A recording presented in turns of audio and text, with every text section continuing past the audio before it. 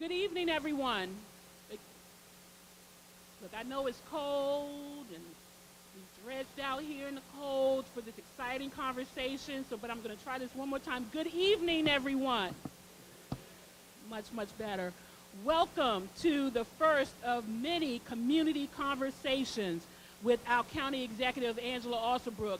We want to thank you all for coming out this evening. We're so excited about what we are doing in this administration to bring the government to you. My name is Erica Berry Wilson. I am the Chief of Staff to our DCAO for Health and Human Services and Education. And it is my privilege and honor to be here before you tonight to welcome you here at the illustrious Dr. Henry A. Wise Junior High School, where the principal is Principal Bianca Gregory. Principal Gregory, could you please stand? And we would like to thank her for her hospitality this evening. And so as I stated before, we're really excited about what we have planned this evening. County Executive Alsobrooks wanted to have the opportunity to bring your government to you. This is the first time that we wanted to bring all of our different agency heads, all of our departments to come and meet you. The cabinet, the executive cabinet, you will meet many of the staff. Questions that you may have about various issues within the county, we're hoping you can get those answered this evening. But we're really excited because this is a first, but it's not the last. And we will continue to do this to be more transparent and open and making sure that you know your government is serving you and is doing well by you.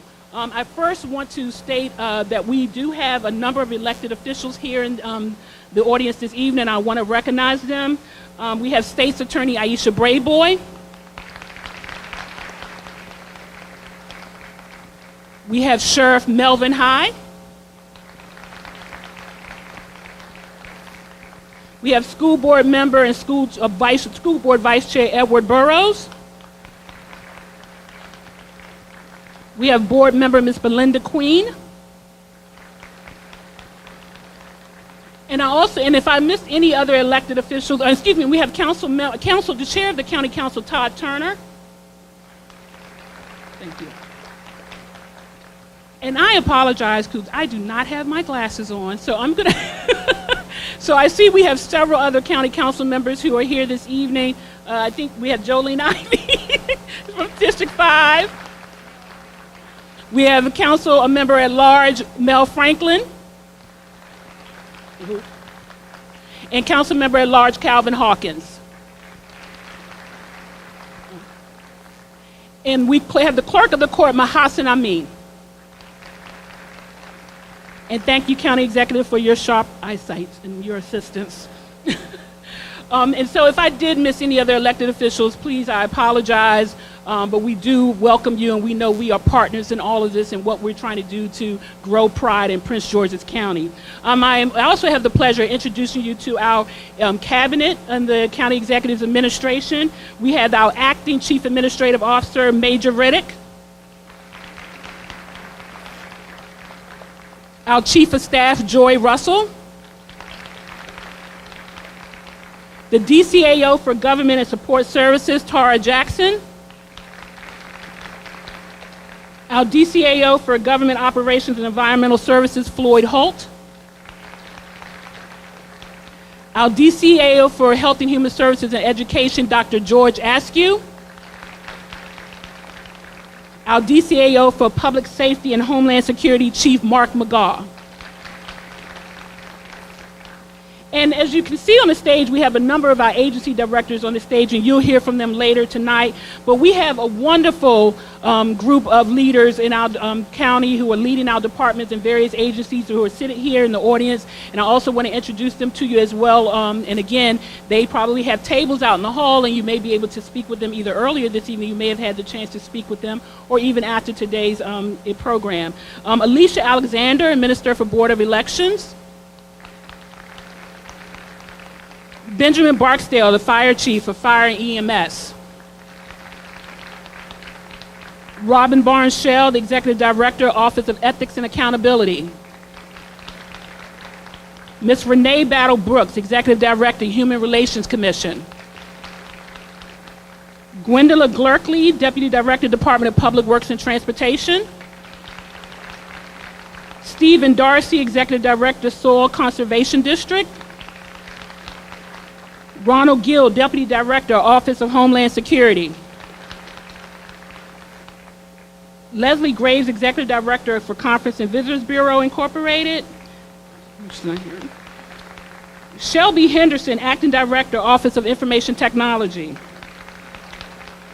Mary Lou McDonough, Director, Department of Corrections. Stephen McGibbon, Acting Director, Office of Finance. Stephen Paul, Associate Director, Redevelopment Authority. Ms. Rhonda Weaver, Acting County Attorney, Office of Law. Javonia Whittington, Director, Office of Homeland Security. I'm almost finished. We're getting there because we're going to get to the main program. Shelley Gross Wade, President and Chief Executive Officer for Financial Services Corporation. She here this evening? Okay. Deborah Carter, Executive Director, Supplier Development and Diversity Division. Okay.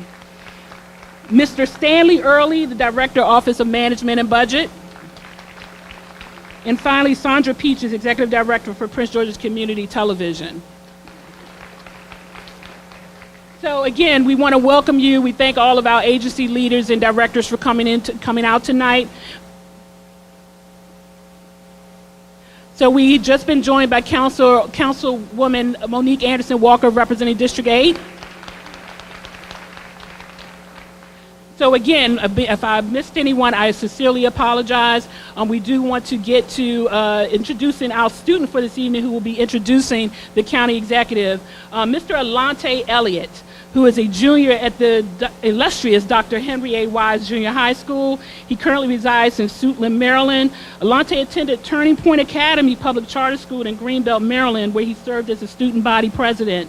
And Alante has attended Wise since his freshman year. While he takes immense pride in being a part of Wise's one-of-a-kind Puma family, he serves in several different capacities in and outside of the building. Alante is a part of Wise's honors program, Puma Pride, where he takes rigorous honors and AP courses and maintains a cumulative GPA of 3.825. He also has the pleasure of serving as president of the class of 2020. He is also on the mock trial team as a closing attorney. Alante serves on Wise's parent-teacher-student organization as one of the student delegates. Outside of Wise, he serves on Prince George's County Regional Association of Student Governments as chief of staff. In all of Alante's position, he enjoys being able to listen, advocate, and serve for the future of Prince George's County, our students. Next year, he plans on studying sociology and criminal law through the dual enrollment program. And he also looks to continue to represent the students of Prince George's County in whatever capacity he can. It is my pleasure and honor to welcome Mr. Alante Elliott.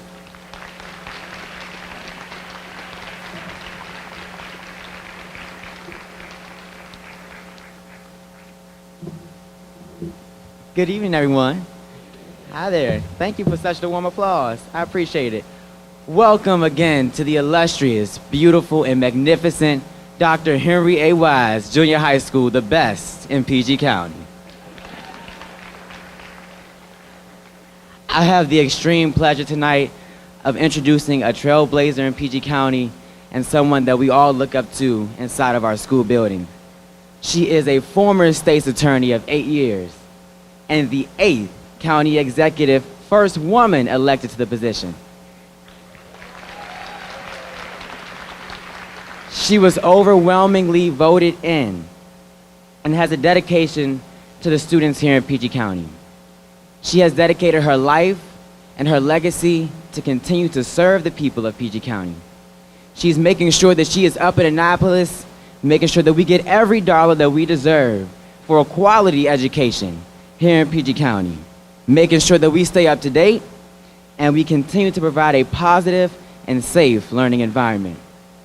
And so with that, I have the esteemed pleasure of welcoming and introducing our county executive, Ms. Angela Alsobrooks.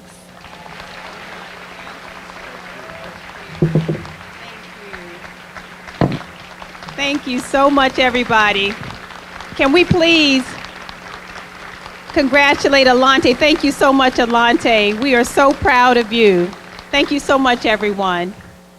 Well, I tell you, what a thrill it is to be here with all of you all tonight. And I have to say, Alante talked about passion and pride. And you know what? We are so proud of you, Alante. And we remember every day when we go about this work, it is Alante who we're thinking about as we work to do our very best for Prince George's. So just thank you so much, Alante, and we're really, really proud of you. Good evening, everyone. Oh my gosh, I have to tell you how grateful I am to see so many of you tonight. To thank you for coming out on an evening like this one when the weather is inclement and cold and freezing outside. And I have to tell you, I was really surprised when our team came to us and said, oh my gosh, you know, we've had more than 450 RSVPs. And I was so honored to hear that so many of you have decided to come out tonight to hear about our government, to meet the leadership of this government, and to talk about Prince George's County and our future. It didn't surprise me at all that so many of you would be out tonight because you are, in fact, I tell you, I am so humbled and so grateful to represent this county. You represent the best of Maryland. You've heard me say it before, and I will say it again. This is the crown jewel of Maryland that we represent, and I have to tell you that I could not be more grateful. It is a privilege to serve as your county executive. It's been 58 days in office. And you know what? I have to tell you something, and this really is, this is not exaggeration. It is the truth. I have enjoyed every single day of the 58 days. I have enjoyed every single day. I am still pinching myself that I have the opportunity to represent a community that I care about and love as much as I love Prince George's County, and you've given it back to us. And we've assembled a team, and I'm so proud. I was just so eager to get here tonight and to introduce this team to you. I was standing in the back. The team will tell you, I kept saying, when do we go out? Let's get started. Let's get started. I promised you along the way that we would assemble for you the best and brightest professionals that we could find to represent you in Prince George's County, and I can't wait for you to be able to hear from them tonight, to hear about the work that they're doing in their various agencies, to receive the questions that you have, and to discuss the future of Prince George's. Before I do that, I want to thank again, I know they've been thanked already, but I have to tell you that this is such a wonderful time, really in the history of Prince George's County. I've had the privilege already of working with some amazing colleagues on the county council who are here tonight. Many of them are represented. I'm excited about the work that we're doing already together. We've also been working well with our legislative team. They are, as we speak, in Annapolis, and they are working very cohesively to make sure that we bring back every dollar that we are entitled to in Prince George's County, working very hard together as a unified force to make sure that our priorities are funded. And so I'll have an opportunity to discuss that a bit more with you later tonight. But before I do that, I want to also thank our Chief Administrative Officer, our Deputy Chief Administrative Officer, and all of the agency directors who are here. You may have had an opportunity to speak with some of them prior to this program, but if you didn't, don't worry. They'll be around for a little while after the program as well, should you have any additional questions. So really, without further ado, I'll have an opportunity to speak with you more fully, but I'll hand over the program, and we're going to begin to hear from some of our agency directors. You'll hear, first of all, from an amazing leader in Prince George's, and her name is Dr. Monica Goldson.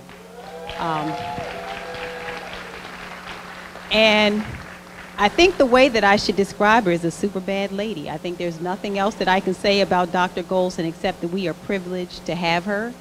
She makes us proud every day. Her work ethic is second to none. Second to none. I'm amazed at her energy. She's out and about in our community.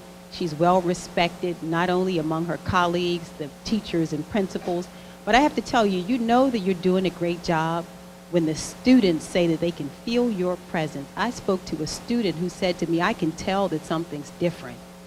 I feel that something's different in my school. Something has happened because the adults feel more accountable in my school. That's the power of Dr. Goldson, and I just want to thank her for the amazing job that she's done. She's not only been recognized here, but we were so proud also to have heard that she was recently in Annapolis where she appeared before the State Board of Education. And following her presentation, they said, we have not seen a presentation this strong in a very long time, and said, this is what they said, and said that other jurisdictions should follow our lead. This is what we deserve in Prince George's County, and so without further ado, I want to introduce, to begin our presentations tonight with Dr. Golson. Thank you. And good evening. Welcome again to Dr. Henry A. Wise Junior High School. I have the honor and privilege of being the first principal here to open this building in 2006. So welcome home. I am a graduate of Prince George's County Public Schools, a parent, a teacher, and now a leader of this amazing school district. And when I first entered in this role, one of the things that I committed to our community and our staff was that I would restore trust, transparency, accountability, and academic excellence for our 207 schools and 134,000 students. I am blessed to represent students like Alante, because every day I wake up, I have an opportunity to make decisions that will impact every last one of our students and our 22,000 employees. We are the largest employer in our county, and we want to make sure that we provide a workforce for you that you could be proud of. I began this position over 6 months ago, and when I first came in, the very first week, I began a reduction in force at central office to put a focus back on our children in our schoolhouse, and that has remained, thank you, and continues to be my focus from the very first day in taking this job. I have already begun focusing on the next school year by working with our amazing county executive to highlight increased funding for facility renovations, expanding our pre-K program for our students, class size reduction, and character education. In 2014, we hired an external organization to begin to look at what we needed to do for our infrastructure in terms of creating a plan that we could follow in our county. And what that report provided to us was a plan that showed that we have an $8 billion renovation plan that we have to implement within our county, and a $2 billion maintenance backlog. And so I am pleased, though, that we have a county executive who understands the importance of beginning to chip away at what that priority and that price tag looks like. It's what we need in order to begin to expand and to increase the property values in our county. And so I appreciate making education a focus and her priority, because it's so important not only to our students but our staff as well. Investing in our most youngest learners is crucial for our long-term growth in our county, and more importantly, our region. High-quality pre-K provides the foundation for successful students across this state and this nation. Currently, we have 4,840 students who are in our half-day and full-day pre-K program. But we still can't accommodate every single student in our county. And so I appreciate the commitment of our county executive in making sure that we begin to expand the opportunities, first for making sure we can provide it for every student across this county who are income eligible, and then moving toward universal pre-K. This year, thank you. This year, my budget focuses on an opportunity for us to continue to pay our employees what they deserve. And so we are requesting from our county council an opportunity to pay all of our staff members equal wages so that we are comparable to other local education agencies across the state of Maryland. We're looking to reduce class size for kindergarten through grade 3, which won't be an easy task, but we do acknowledge that in order for our students to be successful, we do have to reduce class size. And then ensure that that our students are safe each and every day that they enter our 207 school buildings. In closing, I have to say I'm extremely proud to be leading an amazing school system. I'm proud of Prince George's County Public Schools. We have an amazing staff. We have teachers who go above and beyond each and every day. We have custodial staff that does the work of people who don't want to do it themselves. We have administrators who give tirelessly each and every day. And more importantly, I represent 134 students who have dreams. just like all of us have had. And the opportunity to be able to make their dreams become a reality is what I have to do each and every day. So I thank you. I appreciate the opportunity to be a part of this amazing team. I appreciate the amazing leadership of our county executive in making education a priority. Thank you.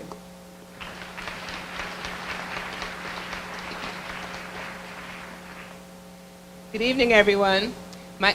Thank you. My name is Betty Hewlett, and I chair the Prince George's County Planning Board and the Maryland National Capital Park and Planning Commission. And someone had to have the bad luck of following the fabulous Dr. Golson here. So anyway, it was my luck of the draw. So anyway, I am so pleased to be here, and I'm so thankful to County Executive Alsobrooks for hosting this meeting in the community.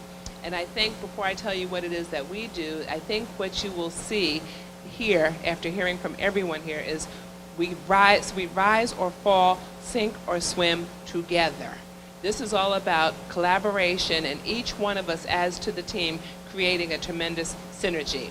So in my role at the Maryland National Capital Park and Planning Commission, I chair the Planning Board. It is a bi-county state agency, but for the moment I'm going to focus on Prince George's County. So the Prince George's County Planning Board oversees the Department of Parks and Recreation and the Planning Department.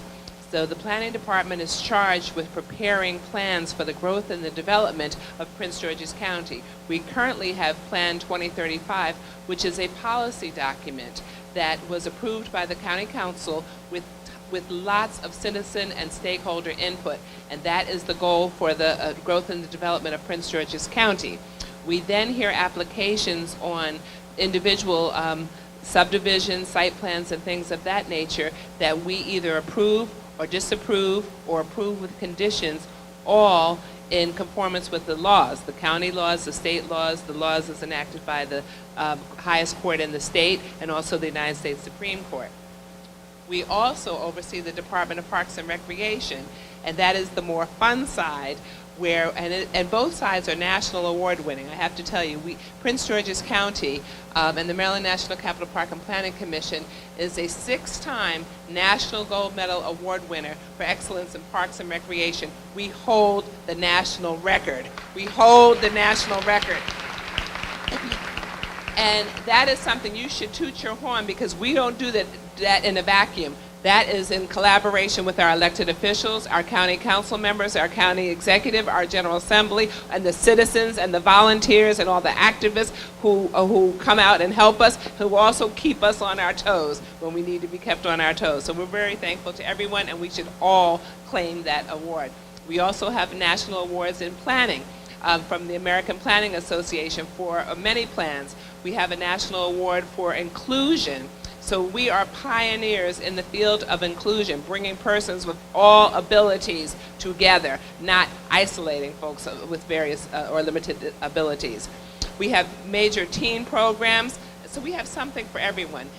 For teens, we have the programs, we have Extreme Teens, Safe Summer programs, the Cotillion, the She the People, inviting young girls to participate in the legal process, in the political process, and letting them know what's available to them. The Power of She, 10 things every young man should know. There's so many things that we do in that regard for teens. We also have programs which are very close to my heart for ages 60 and better. 60 and better. We have Club 300, we have the Platinum Series, and so many things in that regard. And the seniors are active, and it's just amazing. We have incorporated health and wellness into almost all of our programs, because Prince George's County has its health challenges, and we participated and work in tandem with the county to prepare the strategic health plan. And so we know what our challenges are, and we know that we need to rise above them. So incorporating health and wellness into our programs helps tremendously. For children, we have Make a Splash. We're teaching. We know that minorities drown at a rate 4 times as high as other children. So we partnered with the Board of Education, and this is all about partnerships. Partnering with the Board of Education, teaching young kids how to swim, and teaching water safety. We hosted the world's largest swim lesson, also to teach water safety to kids. We have imagination playgrounds, which are absolutely phenomenal for the very young kids and the young at heart. And at Watkins Park, we have one the Wizard of Oz, the Wonderful World of Oz Park, which has won national recognition and actually international recognition as well.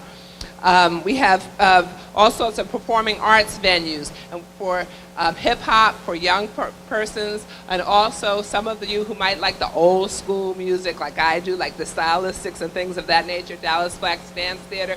We have Montpelier Mansion, Harmony Hall, the Public Playhouse, and Brentwood Arts Exchange as well. So many. These things help generate economic development for Prince George's County, both the planning side and the Department of Parks and Recreation side. The planning side, some of our approvals help raise the assessable base, which brings income to Prince George's County. The Parks and Rec side enhances quality of life. We have over 165 miles worth of trails, almost 30,000 acres of open space, because you need open space and trails and things like that to offset some of the development. We manage, own, and operate historic sites like the Ridgely Rosenwald School, the historic Ridgely Rosenwald School. We partner with the sorority, the Delta Sigma Theta sorority, and they help us tremendously, incorporate it tremendously in that regard. We have so many other facilities. We own the world's oldest continuously operating airport in College Park. My time's up. Okay, time's up. Your time I'm sorry. is up. I get over. You get excited. And we're excited that you're excited. Okay, right? I get excited. We're excited you're excited. Synergy. I'm going to pass the microphones, but we have a lot of synergy. We look forward to working with you, each of you and the citizens here and everyone else. Thank you. Bye. Thank you, Ms. Hewlett. And I just want to make one quick announcement that I omitted at the beginning before we hear from our next agency head. You've all been given an index cards. So please actually, for the Q&A session, we're actually asking you to write your name, your email address, and any question you may have. We may not get to all the questions, but we want to make sure that we have your information so that you can stay in touch with this administration and get any updates that we may have. So again, if you did not get an index card, please raise your hand. One of the staff members will come assist you with that as well. But we do ask that you write those questions down so when we get to the Q&A session, that can run as smoothly as possible. Thank you. And again, agency heads, please stick to your 2 minutes. 2 minutes.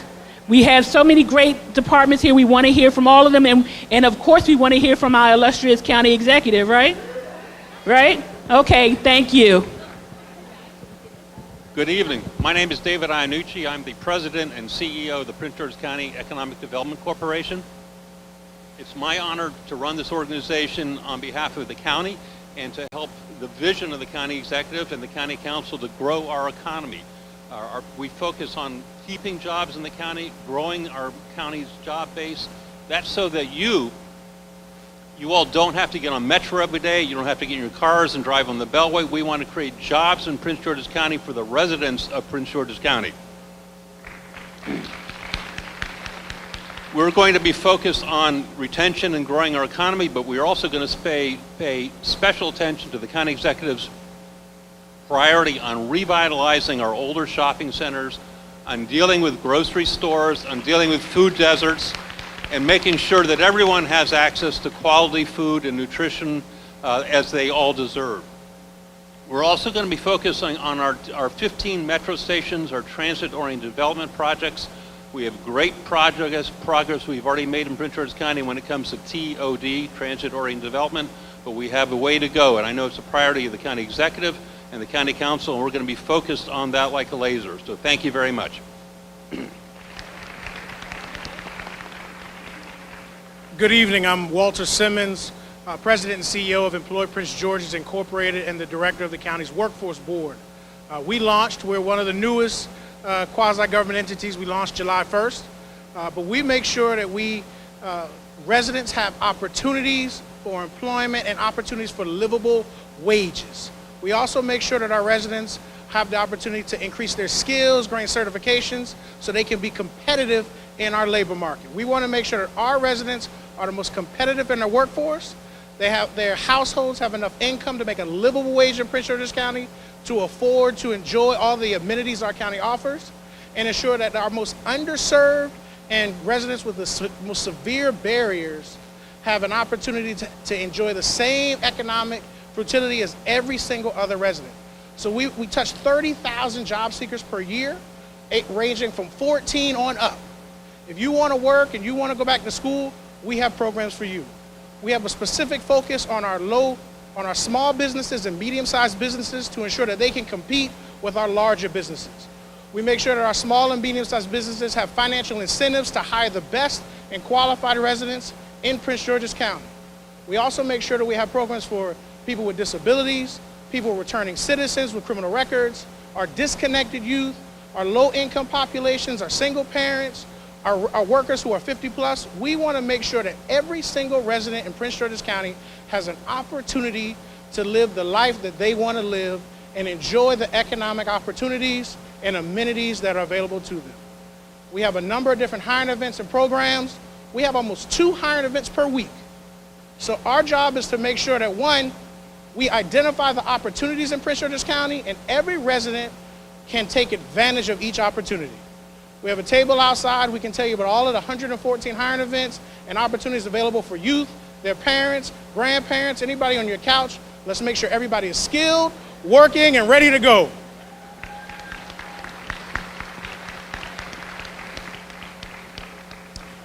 Good evening. My name is Melinda Boeing, and I am happy to be part of the Executive Administration here. Thank you, County Executive Alsobrooks. I am the Acting Director for the Department of Permitting, Inspections, and Enforcement, DPI, as most of you call us. And the County Executive charged me with a couple of really big concepts. She wanted me to immediately improve customer service. And so I'm working with all of my staff. Yes.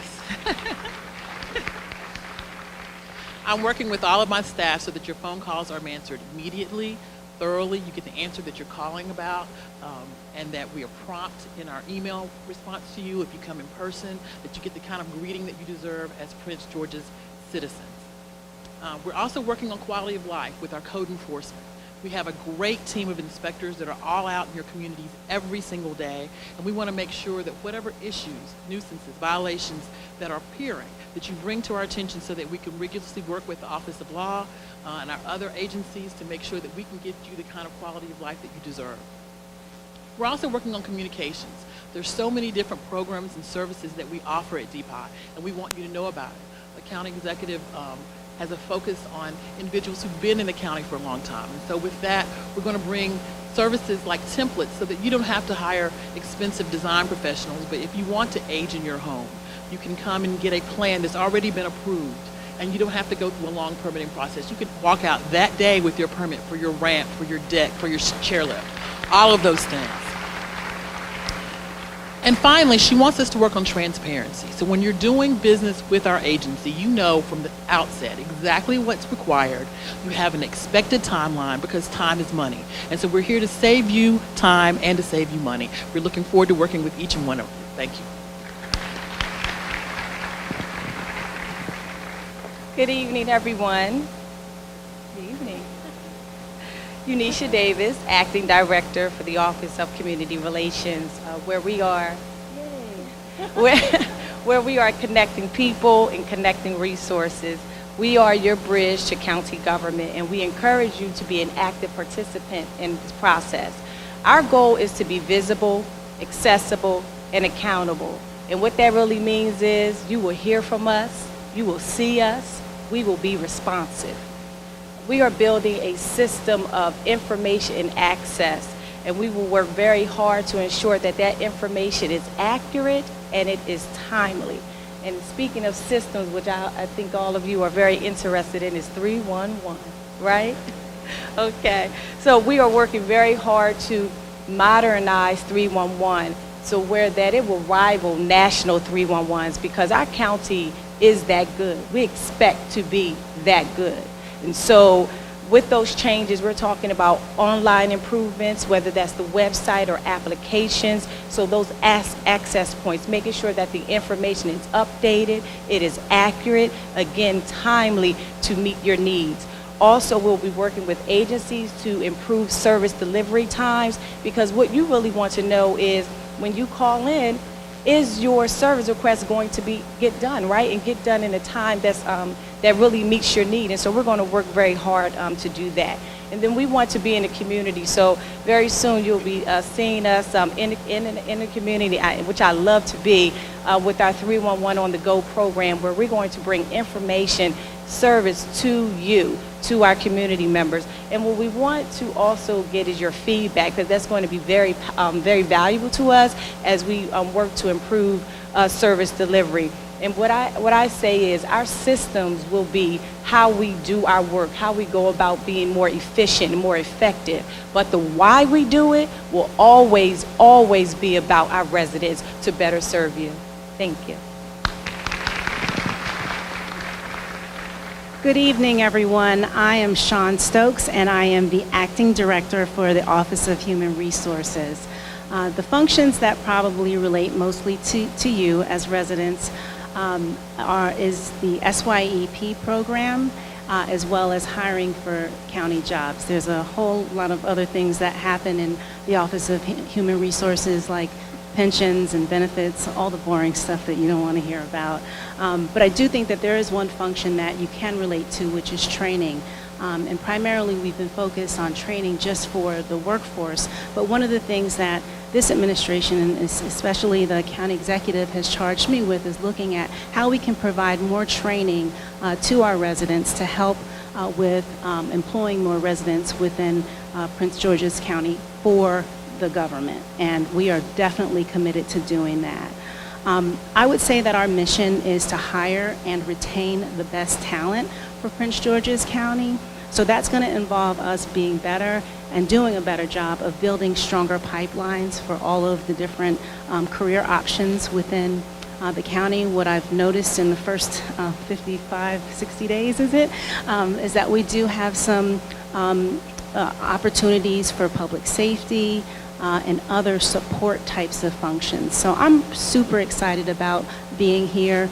I want to do a much better job around looking at our technology and how people access that information, and making sure that we are building systems that also can communicate timely regarding application status, where you are in the process, and then what our follow-up would be to all of our residents. So like I said, I'm super excited to be here. I want to be able to build a human capital system within Prince George's County that people look to, so that we can be best in class within the region. So again, thank you, and I'm excited to be here. Good evening. My name is Peter Shapiro. I'm the Director of the Revenue Authority of Prince George's County. I think you won't be able to figure out what we do by our name. We are a uniquely structured quasi-governmental agency. We wear essentially three hats. We are one of the economic development agencies for the county. We are also the manager of a number of public safety programs working with the police department, and we are the parking authority for the county. As in our parking authority role, we manage over 6,000 paid and free parking spaces throughout the county. We are going to be taking the lead on financing, constructing, and managing the new 1,100 space parking garage as part of the new hospital in Largo, which we're very excited about. We are also the primary parking enforcement agency, including recently taking on the management, working with one of my colleagues who you'll hear from later, the Department of Environment, the Abandoned Vehicle Unit. So that's parking enforcement and abandoned vehicles. And finally, we manage the residential parking program. There are over 70 zones in the county at this point, and more growing. And myself and my team are looking forward to talking with any of you if you think that's a need that you have in your community. Finally, I'll talk a little bit about our role as an economic development and development finance agency. We work in partnership, and in this, we're working closely with the Redevelopment Authority.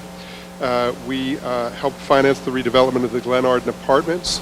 We have helped finance the construction of 2 new buildings, residential and commercial buildings, along the Route 1 corridor, the Arts District in Brentwood. And we are heavily involved in the redevelopment of the Suitland Town Center. So we're going to be constructing 3 to 4 new buildings over the next 5 to 7 years. It's going to be a mix of residential and retail. We're going to be not only bringing new residents in. We're going to be, and bringing new vitality in, but we're going to be building off the strengths of the community through our Creative Suitland effort. It is going to be a wonderful, it's going to be both building off the strengths and bringing new vitality to the community and bringing folks out of the Suitland Federal Center, which is something that we'd all like to see. Those are some of the initiatives that we're working on, and again, my team is here, and we're looking forward to talking with you about any of these initiatives or other concerns that you have. Thank you very much.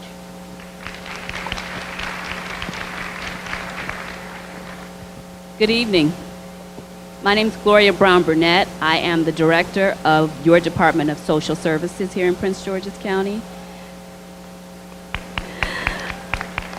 I've been with the department for over 20 years, but I've been the director for 9. I am so excited to be a part of this administration and a part of this vision as we take Prince George's County to the next level.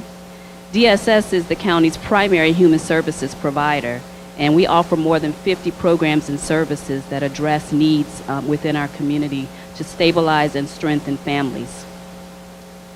Some of those services include help with energy bills, buying the ability to buy healthy foods, obtain medical assistance, and avoid homelessness. We also are the primary agency for child protection, a part of the child protection system within Prince George's County. So we do abuse and neglect investigations for both children and vulnerable adults. During the federal shutdown, DSS saw a lot of action. But not as much as I would want us to see. So one of the things that we had to do was process 42,000 households of SNAP benefits in an abbreviated period of time because of the allocation expiring at the end of January. So my staff worked overtime during the snowstorm, came in, and we processed benefits so that our 42,000 households in Prince George's County would receive their February benefits. Thank you. The department saw a 20% increase in foot traffic and a 40% increase in calls. And to that I would say I would expect to see a lot more because Prince George's County is home to many federal workers. And my message to anyone who would need that service is that's why we're here. There's nothing to be ashamed of. And these are the times that you need to call on your Department of Social Services for help. We recognize that we play an important role in maintaining the village, and we stand ready to assist. Thank you. Evening, everybody. I'm Hank. I'm Mr. Turner, and I work for your police department. And it's an absolute privilege to have been invited to remain in leadership position in your police department by our new county executive, leading in our community. By way of recap on crime, we're doing extraordinarily well, and I don't think that's a secret anymore. But I want to start by saying thank you to every member of this community who turned out here tonight, to all of you who came to all the various community meetings and engagements, because we're not where we are today for any other reason than your engagement and your support. I have the privilege of representing the police department on this stage, but rest assured that Sheriff High, Chief Barksdale, Director Whittington, Director McDonough, all of us in public safety are working closely together to get these results day in and day out for you. Briefly, a decade ago, we had on average 103 crimes every day in Prince George's County. In 1974, we had 177 crimes every day in Prince George's County, and there were only 700,000 residents then. Last year, we concluded with 44 crimes a day, and so far this year, we're down to 39.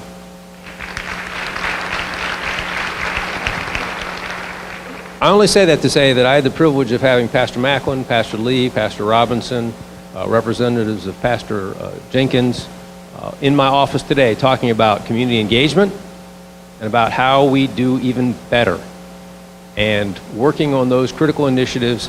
But again, it's about you being here with us, sharing your concerns and allowing you to inform our strategy so not only can we get results for you, but to do it in a way that you can support and have confidence in. So with that, I just want to say again, thank you, and offer you this. Last weekend, we had an event evolve rapidly. That involved the police department, Department of Social Services, Transportation, the Department of Public Inspections, our fire department, our sheriffs, and ladies and gentlemen, each and every one of them comported themselves admirably.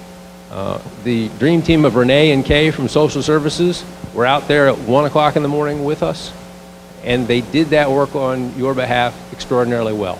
So I think that holds great promise for this administration and for you, who ultimately will judge that. But I'm confident that you will see tremendous things as we go forward. So thank you, and I want to thank the Academy. Nope, wrong speech.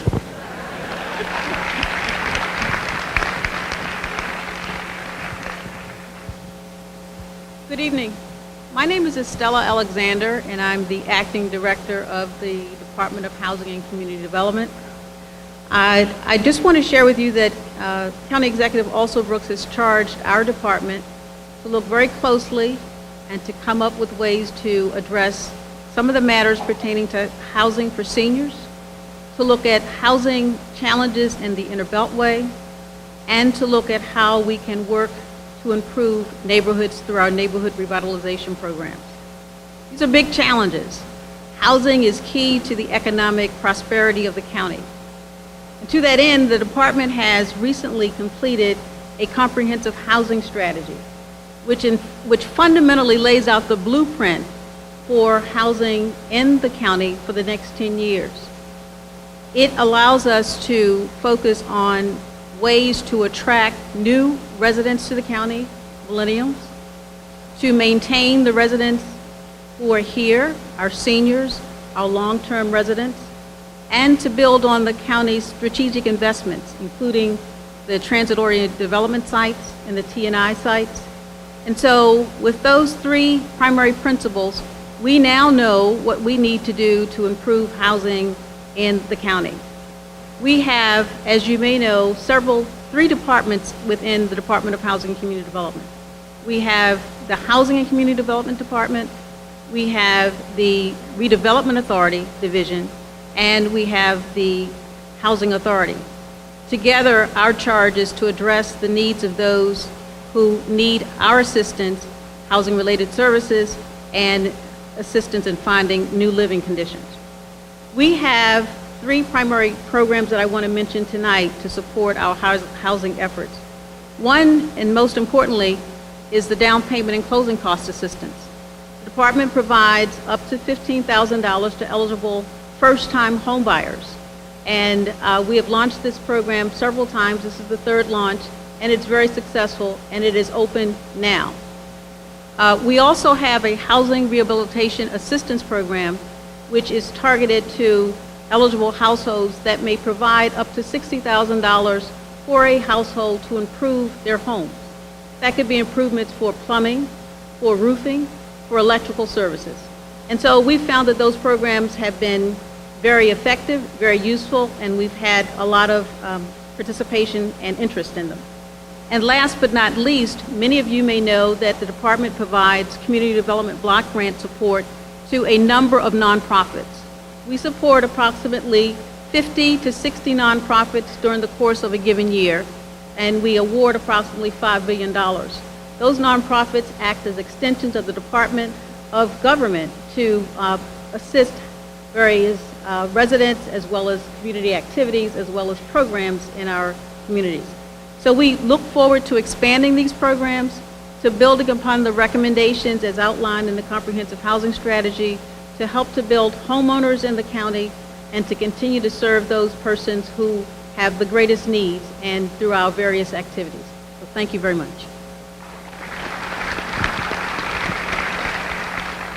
Good evening, everyone. My name is Elena Balan Butler, and I am the Director for the Department of Family Services. I want to say that, thank you. I want to say that I am deeply humbled and honored to be a part of this administration, to be able to serve under our new county executive, Ms. Alsobrooks, so thank you very much for the opportunity. I also want to just say that I work alongside a team of some of the most passionate individuals when it comes to serving populations in our community, and I just want to say a special thank you to my staff. So we provide programming and services for victims and survivors of domestic violence. We provide educational programs as well as symposiums and conferences throughout the county. We provide programming in our Children and Family and Youth Division, which consists of things like home visiting as well as disconnected youth programs. We have the privilege of partnering with Mr. Walter Simmons of Employ Prince George's as well as our Park and Planning Commission. In addition to that, we also provide services through our Aging and Disabilities Services Division, and I just want to take a moment to highlight some of those services now. And so one of the biggest things that we do is provide information and referral services through our Maryland Access Point, and we primarily focus on the Senior Information and Assistance Program and Options Counseling, as well as our Senior Health Insurance Program. I don't want to leave out the fact that we also provide information to family caregivers. As you know, as our population increases and the baby boomers increase, the number of seniors within Prince George's County is increasing dramatically. And so to that end, we have provided and expanded our program so that we can provide additional services to our seniors. I'd like to close by saying that sometimes we may not get it right, but we are always going to do our very best to try. And please, we want you to hold us accountable. You have my commitment tonight that we will do our very best to get you a timely response in the services that you need. Thank you. Good evening. I am Jonathan Butler, the Acting Director for the Office of Central Services. First, I would like to acknowledge and thank our County Executive for the opportunity to serve, so I appreciate it. I also like to really acknowledge our executive team that's here, as well as my fellow agency heads, and kind of thank them for their early support in my tenure as Acting Director.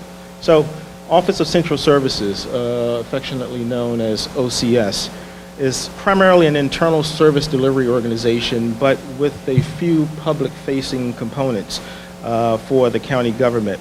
With approximately 40 customer agencies, whereas many of those agencies directly serve you, we are dependent upon for reliable mobility and transportation through our fleet management division. Clean, safe, operable buildings, or fully operable buildings through our facility operations and management division. We are dependent upon for purchase of goods and services through contracting and procurement. Daily internal mail and reproduction services through our general services division. We're dependent upon for modernizing, truly expanding and improving our infrastructure through capital construction, securing short-term and long-term spaces, in addition to disposition of real estate through our real estate and land acquisition division. We do a lot, folks. We also are dependent upon for energy conservation and reducing the impact on the environment through our sustainable energy program. And finally, but certainly not last, we help spur and support local economic development through investment in our county-based businesses by way of our supplier development and diversity program. So we do quite a bit in terms of this particular government, in terms of trying to support our residents and trying to support those who are also business owners within our residents. So currently, we are working to enhance every service within our agency, from expediting how we buy goods and services through regulatory changes and digitization of that process, to streamlining the important business certification for our local small and disadvantaged businesses, to really trying to improve the appearance and infrastructure of our county government buildings. So next time, as you drive around this great county of ours, please take note of some of the work of the Office of Central Services, such as the new Wayne K. Carey County Administration Building located on 1301 McCormick, ongoing beautification projects at the courthouse or the county courthouse, the new Laurel Public Library, renovated Police District 7 and modernize New Carrollton Library, Public Library. There are also a number of other things that's in the pipeline or underway, such as a couple of libraries that we have, the Hyattsville Public Library, the Surratt's Clinton Library, which is in the pipeline, the Bladensburg Library, and a couple of other major building system upgrades that are in the pipeline or underway. So thank you for coming out. Please visit our table, which is out there, and appreciate it. Thank you. Good evening. My name is Joe Gill, and I am the Acting Director of the Department of the Environment. Thank you, County Executive Alsobrooks, for this opportunity. Think of the environment as the air, the land, and the water, shared by us, by our children, and by our grandchildren, by generations to come. Think of Earth Day as being every day. Our dedicated staff of 300 employees work to protect, restore, and enhance our environment here in Prince George's County. The biological integrity of our rivers and streams, the stormwater restoration, creating jobs for our small county businesses in the process. Stewardship of our land through recycling, composting, and trash disposal. The quality of our air through school and community tree plantings that absorb greenhouse gases. And the joy of life through the adoption of animals. Yes, we run an animal services facility. Cats and dogs have become part of our family, and sometimes more so. In the coming year, under the leadership of County Executive Alsobrooks, we will focus our efforts on beautification of our environment, on reducing litter, through cleanups, yes, but also through a campaign to reduce the sources of litter, in prosecuting illegal dumping through the newly established Environmental Crimes Unit, and in reminding all of us as we travel around this country, this county, and look at how heavily forested and beautiful it is, and see the rivers on either side of us, and experience the joy of being outdoors in our community settings and our playgrounds, reminding all of us that every day is Earth Day. We look forward to working with you. Thank you.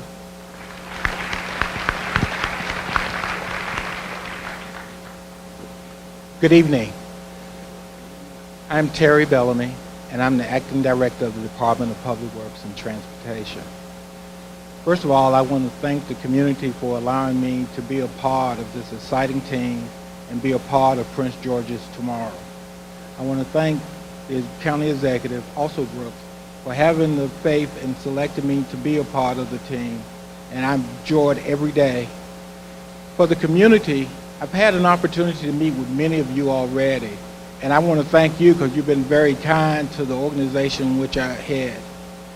And to our team members, one of the greatest opportunities that I have is to work with some of the finest men and women that you will ever meet in Prince George's County. Upon arrival, we enter into the snow season, and these men and women leave their homes all different times of the day and night. I think our first call out for me was 4 a.m., and we run 12-hour shifts. The technologies that the community has provided us to be able to track where our trucks are, where we're putting down salt, where we got plows down, is outstanding. One of the challenges that we are faced with now is putting our people first, and safety is of utmost. One of the things that continue to happen in the community is that in order for us to have all modes available, that you can walk, drive your vehicle, ride transit, or ride your bicycle, that you have a safe environment in which you can move. And that's very important. Anytime we lose a life, that's one too many when it related to transportation. So you will hear more from us about our Vision Zero effort. At the same time, you will hear more about new mobility. Transportation is changing so fast, so quickly. Every time we turn around, the technology changes. And one of the things that we're preparing for is the new mobility. The ability for TOD development when we have light rail, fixed route, bus, taxi, to be able to live in your community and move around without actually having to get in a car, to be able to walk to a grocery store or drugstore. So as we move forward, I look forward to working with our partners. I'm just fortunate to be sitting beside Joe and Dr. Carter. We've been in communication quite a bit over the last couple of weeks, and it's just amazing how everybody has embraced this opportunity to build the future in Prince George County. Thank you very much. Good evening. I'm Dr. Ernest Carter. I'm the acting health officer, and I'm really grateful that County Executive Alsobrooks and her team has allowed me to become the acting health officer. I'm telling you, I'm excited. So I don't want to go too long, and I'm not going to go long at all. But I do want to tell you exciting, but it's scary. Because as the health officer, I'm responsible for over 900,000 people here. They're my top priority. And that's an awesome, kind of scary responsibility. But you have to know what our mission is. The mission of the health department is to protect the public's health. That's the first thing. So that's why it is a priority. Every living soul in this county coming in, going out, that's our responsibility, protect the health. And then the second thing we have to do is to be sure that they have access, that everybody here has access to quality health care. And that's why we have to cooperate across all these agencies. That's why we have to talk to multiple people, because everybody didn't have that. But we have to be sure of that. And then the last one is the one that's the hardest one of all for me. And that's what we have to promote amongst all of you all, to take the responsibility for your health and to prevent, so you're aware of the fact that you've got to prevent the diseases and accidents that cause poor health to occur. Now, if you think about all of those parts of our mission, that means we have to work with every living soul up here, because that's the way, it's the only way we can make sure that those things happen, because healthcare is not just going to the doctor. Healthcare, as you know, has all these other components, what they call the social determinants of health and environment, all those things. So I can't tell you every special, I don't have time. I could tell you every special program we have, but I'm not going to. But I am going to tell you about our divisions. We have behavioral health divisions, and you know how important that is. We're dealing with mental health programs, our drug and alcohol programs, and our tobacco and prevention programs. We have environmental health and disease control, and disease control is one of my most important, because if you get an outbreak, we have to know how to handle it. And you will see us in your school systems and other places. When there's an outbreak, you'll see my face and our team telling you, don't worry, we got this. And that's a really important thing for the public to know, because we do this quite a bit. We're constantly monitoring the disease state in this county, but not only that, but the surrounding counties. That's our responsibility. We do family services where we have HIV and STD and preventive care. We have WIC, immunizations, adolescent and child health, family planning, and in our health and wellness, we do chronic disease prevention, nursing care monitoring, medical assistance. And we also have an assessment and planning division where we really look at the data. We do a lot of planning for how and preparedness, so that we can be sure that if anything happens, we're ready to go. And that really is a team effort between all of us. So I'm not going to go on and on. I could, but I'm not. But I just want you to know that that's where we are. And I'm really excited about Dr. George Askew coming, because there's a lot of synergy between his thought and direction and where he's been and what we're trying to do. We're really trying to get our health department to become a 21st century health department. And that's a huge leap for us, but we're getting there. You know, a new hospital is coming, but just because we're a new hospital doesn't mean I can meet all these missions. We have to do more than just expect a new hospital. We have to do a lot of improvements internally and externally. And with that, I'm going to hand it over to the county executive. Okay.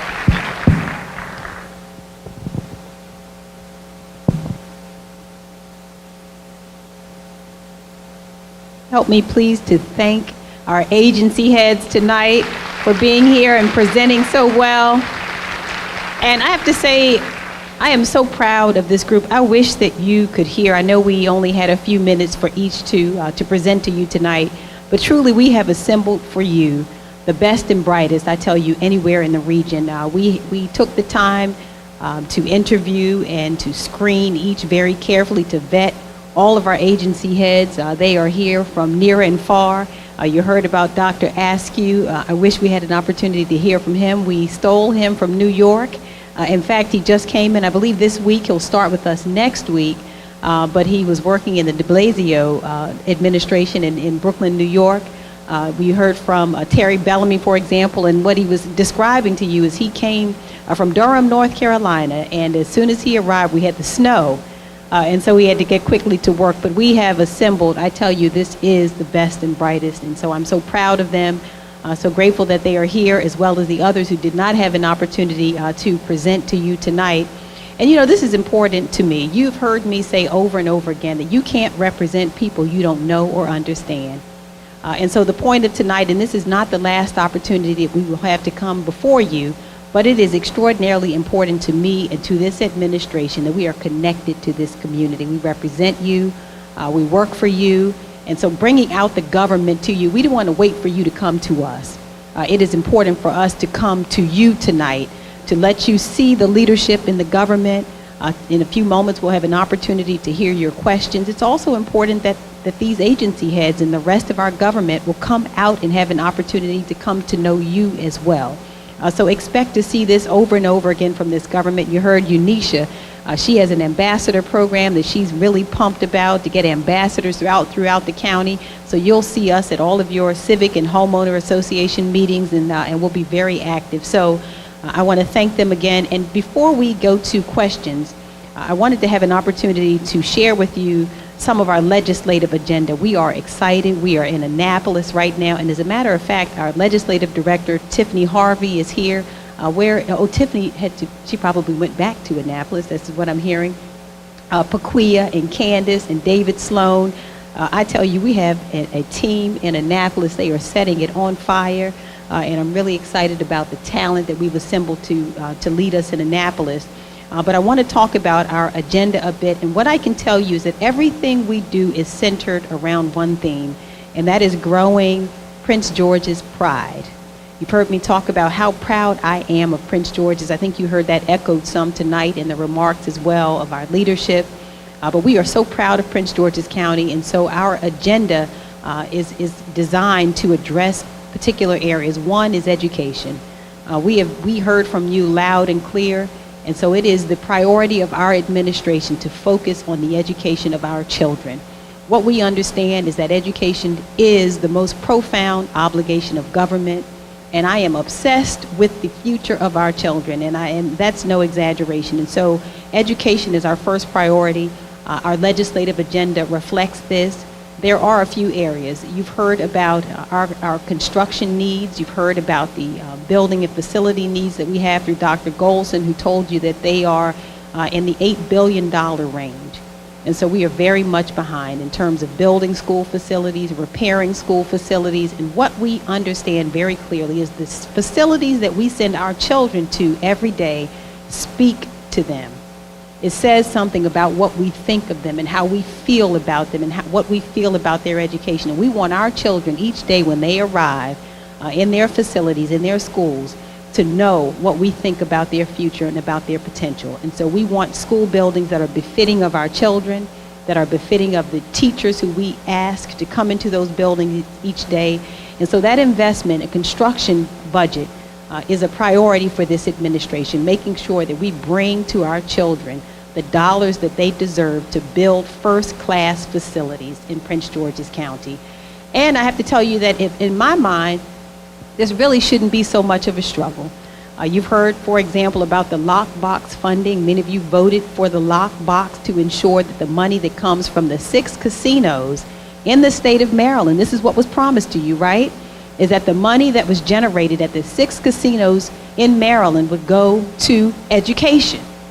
And so you voted in this last election, and you did so loudly and clearly, and said that you expect the dollars from those casinos to go into a lockbox to benefit our children's education. Now, I don't have to tell you that the MGM, and it came at a sacrifice, everybody didn't agree, but some voted to have the MGM here because they believed that the dollars would go to education, right? And that's what should happen, and that's what is going to happen. But you should know that the MGM is leading in the state of Maryland, is the highest grossing casino right now in the state of Maryland. We generated somewhere in the neighborhood of $60 million per month in gaming revenues at the MGM. And what that says to me is there is no reason in my mind that we should beg at all to have the money that we need to educate our children. That money belongs to our children.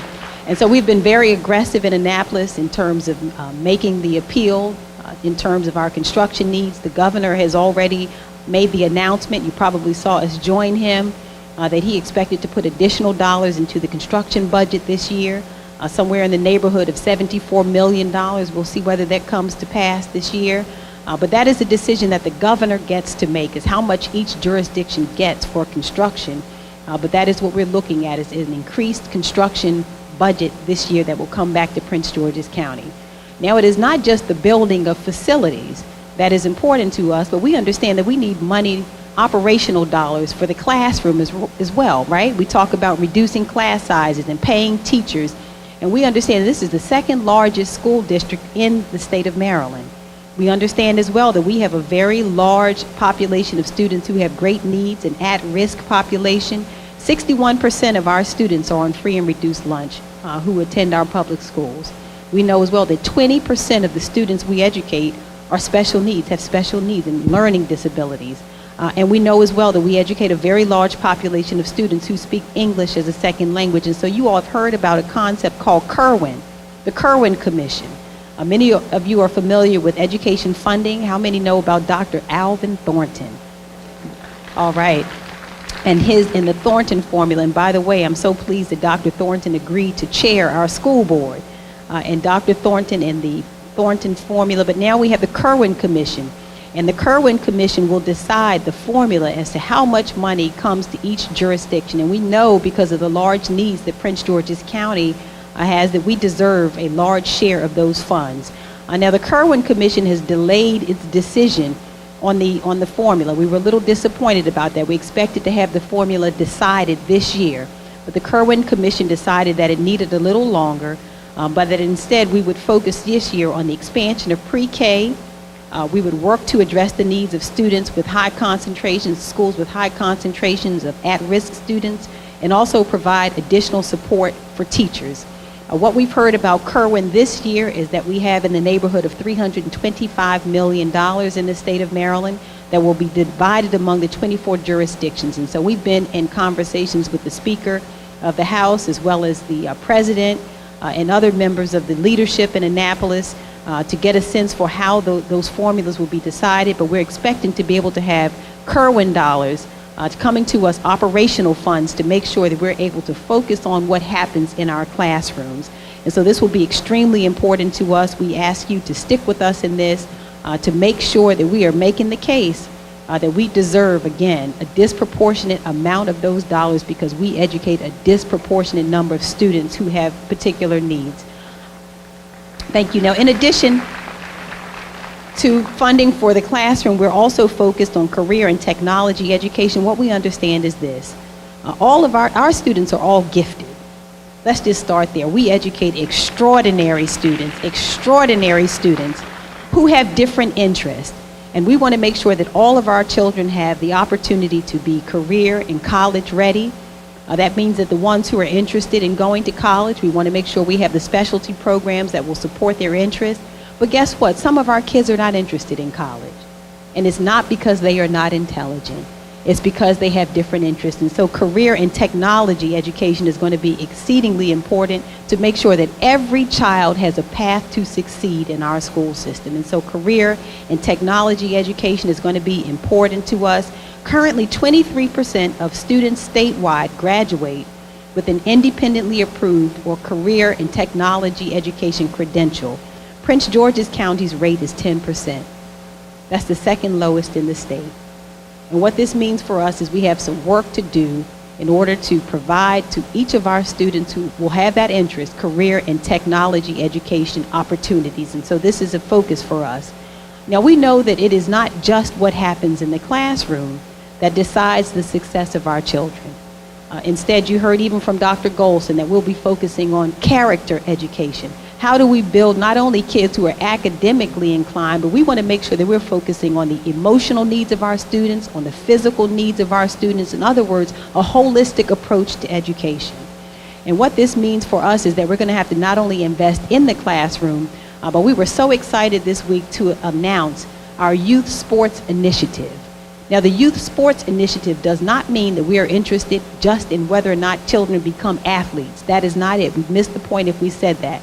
But instead, what we understand is that developing students means that some of the skills we learn even through sports, perseverance and hard work and teamwork, and again, the character traits are things that we know will be important, responsibility.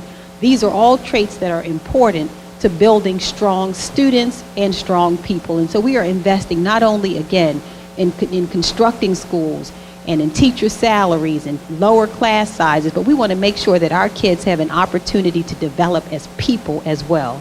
So I want to thank Betty Hewlett who's here from Maryland National Capital Park and Planning. And you've already heard we have award-winning programs in Prince George's County, been recognized 6 or 7 times nationally for our excellent programs. We want to make sure that our kids, all of them, have an opportunity to take advantage of what is offered at Maryland National Capital Park and Planning, that all of our teams have facilities, adequate facilities to practice in. We have children who are on swim teams and other things, and we want to make sure that our kids have what they need. You heard from Walter Simmons. We are so proud of Walter and employ Prince George's. We had an amazing turnout this morning of businesses in Prince George's County who came out to support our summer youth employment program and summer youth enrichment, they call it in their program, for 14 to 22-year-olds. We're proud of that program as well because, again, we're developing whole people and making sure that they have the workforce skills that they need, the soft skills. I heard we had some children, young people who came this morning and talked about learning to show up at work on time. One young man said, you know, he was routinely 20 minutes late and said, come to find out, in the real world, that's not acceptable to show up every day at work for 20 minutes, you know, surprise. But these are things that, you know, you learn. He learned as well how to communicate with his colleagues and how to communicate during difficult situations. But these are the skills that we teach through the Summer Youth Enrichment Program.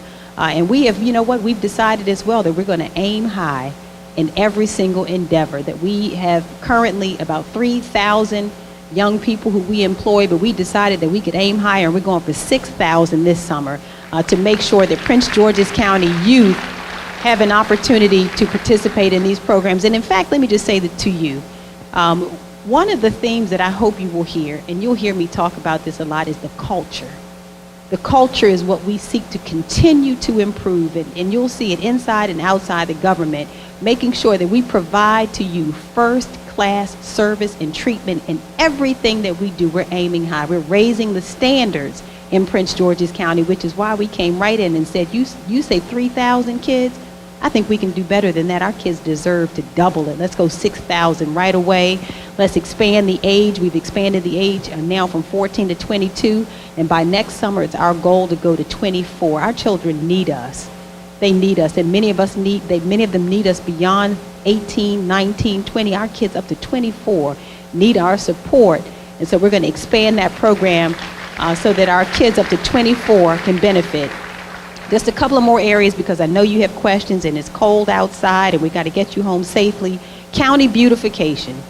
I heard you loudly and clearly. I heard you. This is our county. We're proud of it, and beautification will be an important part of our administration. Things such as improving bulky trash collection, launching a comprehensive litter education program, we're going to make sure that we utilize cameras to catch illegal dumpers. I know what you're going to say, 2-day-a-week trash. 2-day-a-week trash. All right? And so we're working on it. I heard you there. I understand the need for it. I'm going to work with my colleagues on it. Look, and Councilmember Franklin, I see some hand slapping going on over here. But 2-day-a-week trash, I heard you loud and clear. I'm going to tell you that I'm going to work hard with my colleagues on the county council to make sure that we restore to you what was taken. But we want to do so, we're going to make sure that we do so in the most responsible way. Okay, that we're good stewards over the money that we have, and so it is not just 2-day-a-week trash, but we understand a whole comprehensive program around litter collection and beautifying our communities is what you have, is what you need. We're also going to focus on some transportation projects that are going to be really important to us, including Route 210. I know that you share with us, first of all, the congestion on that road is horrific. That road is long overdue for some improvements and some investment. But who could turn their head after watching 3 more babies killed on that road? How many of us can even imagine? I can't even imagine a parent who woke up and all 3 of your kids were killed on that road. You know what? That's enough for anybody to work hard to say, you know what? There's something that has to be done on Route 210. So we have listed that as our top priority in the letter that we sent to the state and to the governor to ask for additional funding for that road.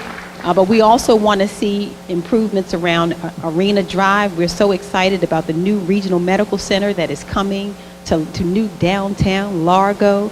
And that means that we also have some a need for some road improvements there. And so we've listed that also as a priority, as well as Route 1, which is the front door to the state's, the University of Maryland College Park, and also happens to be one of the primary economic drivers in the county. We've listed that as well. And there are other projects that are listed on our priorities list, but we're working on transportation, infrastructure, improving the roads around the county. And so we have a really aggressive agenda, but we know that you are with us in it. A few other areas: substance abuse treatment, better access to mental health services, addressing the overabundance of vacant and abandoned houses. You've heard some of that tonight, as well as investment in our inner Beltway communities. And guess what? We're already working on it. And so some announcements will be forthcoming, we believe, over the next few months in those areas. And so we have a very aggressive agenda, but guess what? I have an amazing team. I have an amazing team, and this is an amazing community. So I'm excited about the days ahead. I thank you for your support. I thank you for your engagement. There is no place like Prince George's County. I'm so clear about it. I love being a part of this community. This is an active and engaged community. And you know what? Guess what? You're going to be, I think, just amazed at the progress that we will make together. We won't stop until we accomplish everything we discussed. Let me just say it that way, until we accomplish all of the goals that we heard so loudly and clearly from you over the last several months. So I'm going to stop here because I know you also have questions. I think Erica has some cards, some questions you've submitted, and so I'm going to turn the program over to her. Thank you. So again, thank you for each and every one of you who have submitted questions. As we stated earlier, we probably would not be able to get to all of your questions, but we want to make sure that we get to a lot of them. I know that we were scheduled to end at 8 o'clock, and so we will try to get through as many as we can, but I will look to our wonderful county executive to see if she would give me an extra 5 or 10 minutes possibly. So a lot of the questions, I know as they were written, as I read them, were directed directly to the county executive. However, one of the main purposes we're here tonight is so that you can meet the leadership of a lot of our departments and agencies. So as I pose these questions, I will be looking to a lot of our department leadership to answer them primarily, and possibly if the county executive would like to chime in, we do have a mic for you here as well. So the first question we have is, what is the plan to expand employment and internship opportunities for our youth? And I believe that may be Mr. Simmons, and maybe Dr. Golson as well, and county executive as well.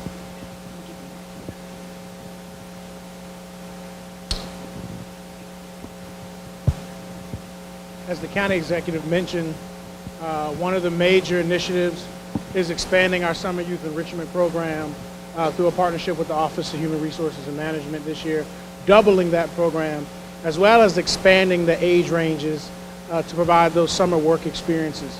We are also working from our year-round program through various programs in partnership with Prince George's County Public Schools, Prince George's Community College, and our local post-secondary education institutions to identify year-round internships, work experiences, and ways to expand career exploration opportunities and programming to in-school youth throughout our public school system related to work experiences. I'll hand it over related to internship.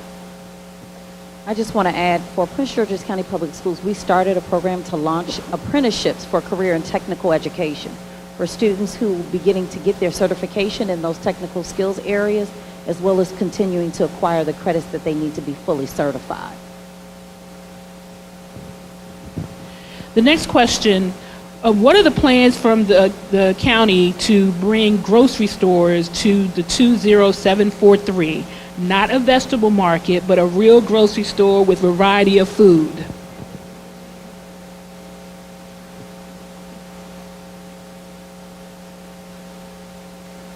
The issue of grocery stores I know is important to almost every community in the county, and it's one I know the county executive has made clear is a high priority of her administration.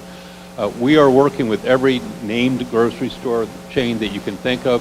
We're doing outreach to them to encourage them to look at sites within the county. We're going to be talking about programs that will make it easier for them.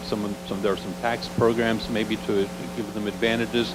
We also want them to understand the buying power of Prince George's County residents, and we don't think that we deserve to be overlooked. There are communities in this county that are clearly food deserts, and I think I told the county executive once it's one of the hardest problems I've encountered in economic development. It is not an easy solution, but we're trying to marry the communities where we know there are need to some of our innovative financial programs, to people who are willing to invest in those programs, and then again reaching out specifically to the grocery brands and reminding them that they have a responsibility. It's not just a matter of taking dollars from our community or going to those communities, frankly, in many cases they're well served, but we're pushing them heavily to look at inner Beltway communities. So it's going to be a continued priority of the Prince George's County Economic Development Corporation, working with the County Council and the County Executive.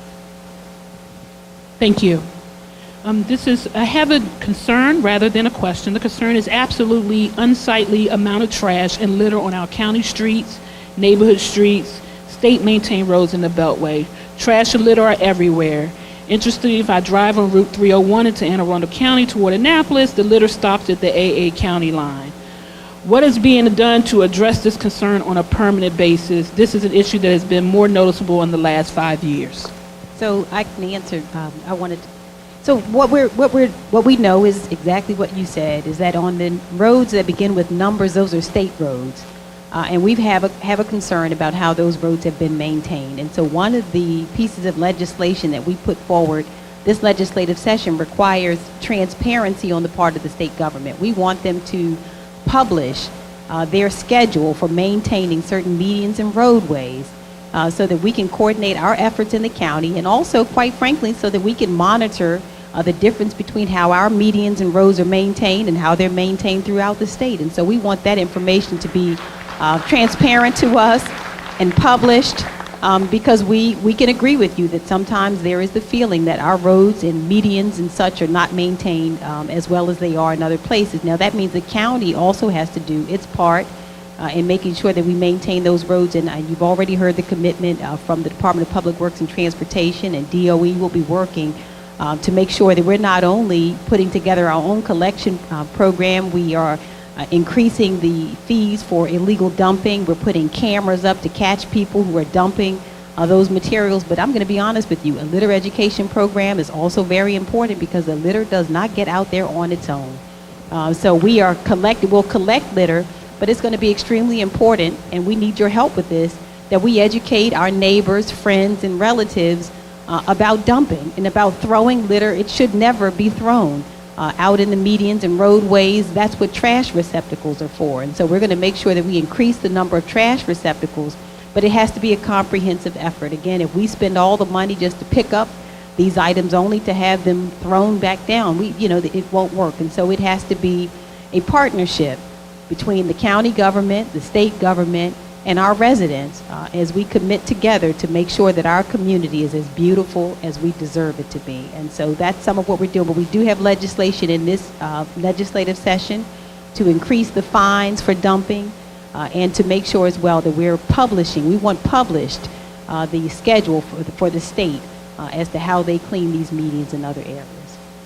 Thank you. So our next question is, what are the plans to try to move our tax base from largely residential to commercial? So I think David and I can answer this question together. And you've long heard us say that we have to increase the commercial tax base in Prince George's County. It's just, we have for so long, on the backs of citizens, literally paid for this government through residential taxes. The tax base here is lopsided, but it means that we really have to increase the commercial tax base and encourage more business. That's what we need. And so we have, our focus is going to be revitalization in inner beltway communities. You've heard it, that I believe really that it is more important for us to reinvest in areas that are already existing than to build all new. I'd love to see more investment in some of the shopping center areas that we have to make sure that we make them beautiful and that we invest in small, local, and minority business. This really is the backbone of our economy, small business is. And so making sure that our programming, not only what we're doing through the Economic Development Corporation, but that means that we have to strengthen what happens in our Office of Central Services. I want to thank Jonathan, who's amazing. We're really glad to have Jonathan here, and Melinda, making sure that we have a business-friendly environment, that we professionalize everything that happens in our government. So every person, business person, who comes to interface with this government has a positive experience, and that we can continue to grow business. So David, I don't know if there's something else you'd like to add to that.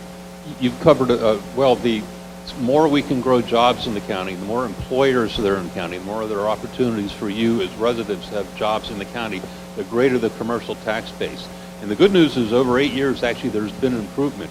Whereas the residential taxes were 72% of property tax revenues 8 years ago, right now they're 69%. And that may seem like a small amount, but it's really hundreds of millions of dollars of shift in the commercial base.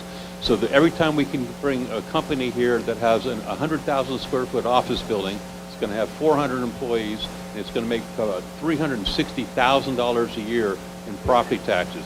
And the good news is that doesn't really cost the county executive or the county council money in terms of services. Whereas to get that same amount of money from residents, there are a lot of costs that go along with it. So it is exactly one of the things that we're focused on. And the more we can improve the commercial tax base, the less the burden is on you as residents. Thank you, Mr. Iannucci. The next question we have is, the county executive talked about a new focus on early childhood as a way to improve education in the county. What are some of the details about how we do that? And I'll look to Dr. Golson, and if the county executive wants to chime in as well, we can.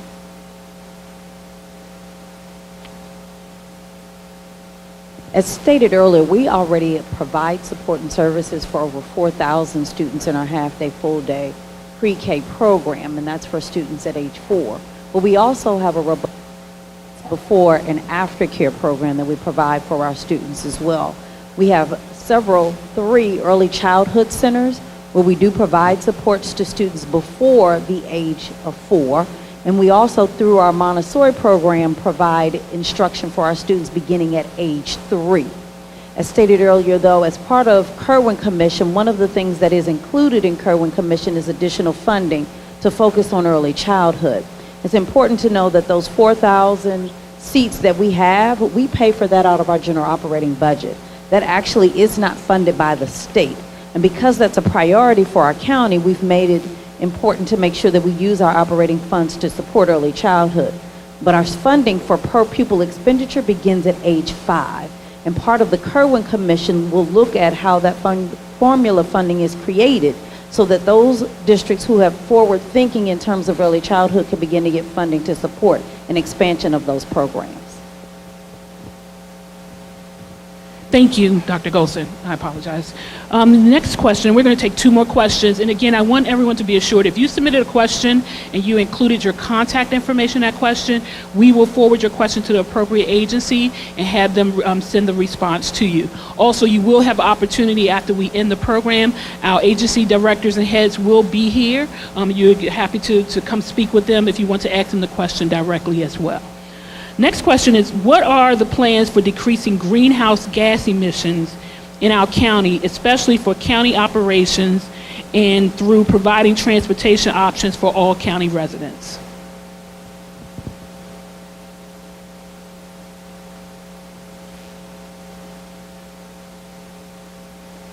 Terry Bellamy, Acting Director, Department of Public Works.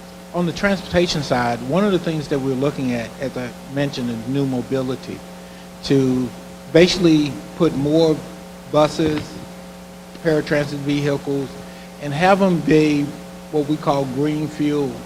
Looking at electric buses, we already have compressed natural gas buses, but reducing the emissions that come from our traditional transit buses.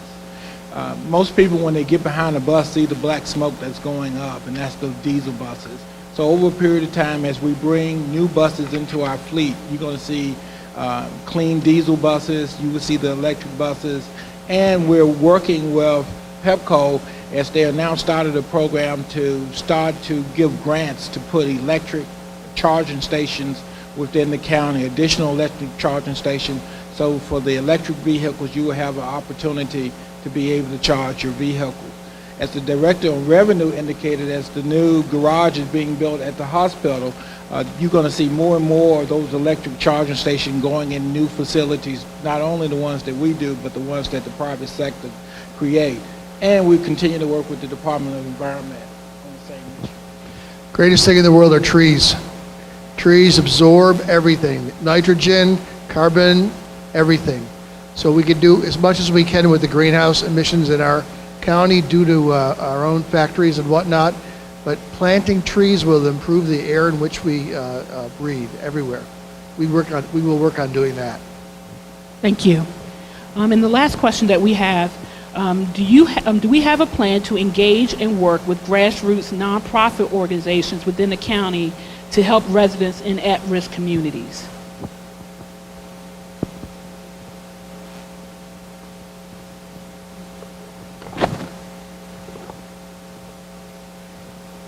From a workforce development standpoint, we have identified the communities that have the lowest household income averages, below the county household income average. We've also created an American Job Center Community Network, which targets nonprofit organizations and faith-based organizations in these communities that are providing some related services to workforce development. We're bringing them into our county government, state government network, providing funding resources, even including them into grant applications to better serve that community, to prevent the residents from having to leave that community for services, but instead stay in that community, build that local nonprofit, or build that faith-based entity to provide those services to increase capacity and access to services related to workforce development and increasing the incomes in those communities. Thank you, Mr. Simmons. And just to add, for the Office of Community Relations, as we work to build community hubs in each of the districts, we'll have networks. So networks of service, nonprofits, business networks, senior network, and so we'll work with strategic engagement to work on building the nonprofit and government partnerships. Thank you. Just before we dismiss and we close for this evening, I did want to remind everyone, if you have not heard, we are having our budget public hearing on February 20th at the Rennie Forum on the campus of Prince George's County Community College. So again, as this administration and County Executive Angela Alsobrooks continues to bring your government to you and to make sure that you are aware of what we are doing, what our priorities are, and how we are trying to serve you best in this community. Thank you so much to all of you. We want to respect your time tonight. We know it's cold outside, and we want you to make it home safely, but we thank you so much for coming out tonight. Thank you for your ongoing support. We're looking forward to continuing to work with you. I want to thank all of our directors and leadership for coming out tonight. Now you know who's serving you. I want to thank our partners from the County Council also for being here tonight and our legislative team. But thank you so much. We're going to hang around in case you have some additional questions, but make it home safely. And thank you so much again. Good night.